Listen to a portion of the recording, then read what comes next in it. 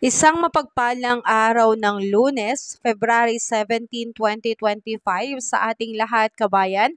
Narito po ang pinaka-latest update natin sa ating panahon. Pero bago ang lahat, kabayan, ako po ay patuloy na makikisuyo ng like and subscribe at pahit na rin po ng notification bell. Kabayan, ngayong araw na ito, patuloy pa rin po ang epekto ng shoreline dito po sa may eastern section ng Northern Luzon.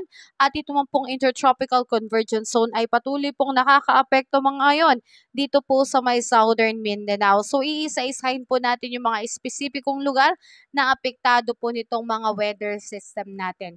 Umpisahan muna natin, kabayan, dito po sa may Batanes and Babuyan Islands na patuloy pong naapektuhan ngayon ng northeast monsoon o hanging amihan, kaya asahan pong pagkakaroon ng maulap na kalangitan na may kasamang pag-ulan.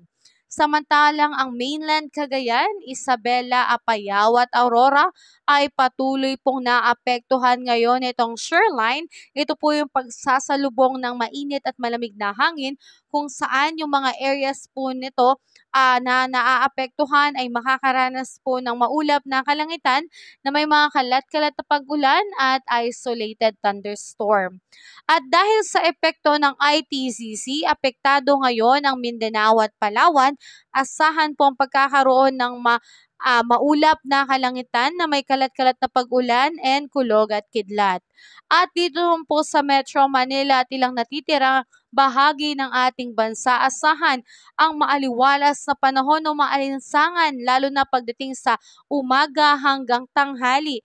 At pagsapit ng hapon, may tsansa po na makaranas ng bahagyang maulap hanggang sa maulap na kalangitan na mayroong pong mga kalat-kalat na pag-ulan and thunderstorm. So, epekto po yan ng easterlies. So, kabayan, kapag epekto ng easterlies sa umaga, tanghali, napakainit.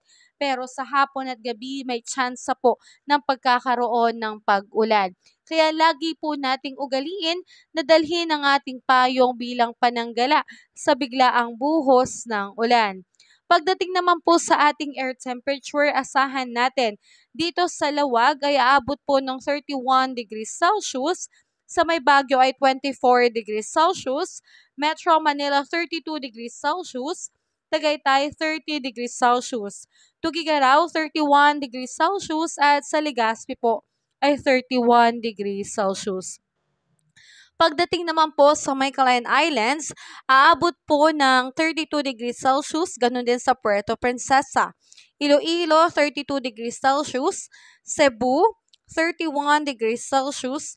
Tacloban, 32 degrees Celsius. Cagayan de Oro, 31 degrees Celsius. Zamboanga, 33 degrees Celsius. At sa Davao po ay 32 degrees Celsius. So, yan po yung inaasahan nating earth temperature ngayong araw ng Lunes. At pagdating naman po, kabayan, sa ating mga baybayin, ay wala po ngayon nakataas na anumang gale warning signals. Kaya mapayapa po at ligtas pong makakapalaot ang ating mga kapatid na mangingisda. Sulitin na po natin ito, kabayan, hanggat maayos at maganda pa po ang alon sa karagatan.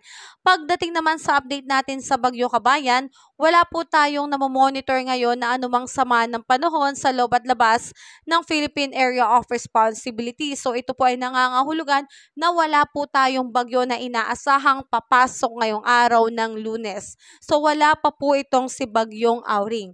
Pero may tsansa tayo makakaranas ng pag-ulan dulot po nitong easterlies, shoreline, at nito pong northeast monsoon. Depende na lang, kabayan, kung saang area ka po located. So yun po yung mga weather system na nakakaapekto at nagdadala ng posibilidad ng pag-ulan sa iba't ibang bahagi ng ating bansa. Kaya, kabayan, yan na muna ang aking update sa araw na ito. Paalala ko lamang din po na lagi po tayo maging hydrated, uminom po tayo lagi ng tubig, lalo na po sa mga area na makakaranas po ng matinding init. So ingat po tayo, kabayan, and have a safe day po sa lahat. God bless, kabayan. Pasuyo po ulit ng like and subscribe at pahit na rin po ng notification bell. So ingat tayo, kabayan. Have a safe day po sa lahat.